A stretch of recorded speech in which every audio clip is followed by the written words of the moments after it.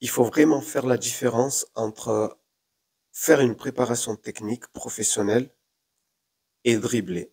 Je m'explique. Beaucoup de personnes, quand ils entendent parler de perfectionnement technique individuel, de suite ils pensent à dribble.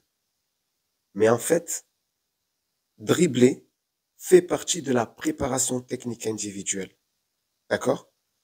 Mais la technique individuelle, c'est pas seulement dribbler.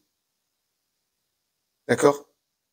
Et souvent, on entend des personnes dire, oui, il faut arrêter la préparation technique parce que vous allez devenir des dribbleurs, vous allez manger le ballon, etc. On oublie qu'en fait, dribbler fait partie de la préparation technique. Mais quand on parle de préparation technique individuelle, ce n'est pas que dribbler. Je vous donne un exemple. J'ai une méthode dans laquelle il y a 8 modules. Et je parle de dribble seulement dans le 3e module.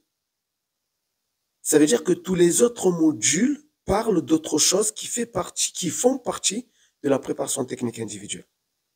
La motricité fait partie du perfectionnement technique individuel. La maîtrise des slaloms fait partie de la préparation technique individuelle. La fluidité fait partie. La synchronisation des mouvements, la rapidité d'exécution, la souplesse. Il y a des exercices qui vont vous permettre d'être plus souple dans les petits espaces. Tout ça fait partie de la préparation technique individuelle. Donc, il ne faut pas avoir en tête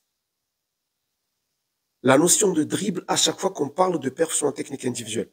Et c'est là où beaucoup de coachs font l'erreur lorsqu'ils veulent faire de la préparation technique. Ils font l'erreur d'enseigner que des dribbles. Par exemple, il y a des coachs qui vont te dire, viens, je t'apprends le dribble de Neymar, le dribble de Messi, en pensant que le fait d'apprendre à quelqu'un le dribble de Messi ou de Neymar, là, ils sont en train de faire une bonne préparation technique. Une bonne préparation technique consiste à prendre chaque joueur, à analyser ses défauts, à évaluer ses capacités techniques et ensuite à lui apporter des corrections appropriées, personnalisées et à lui donner des exercices en fonction de son niveau.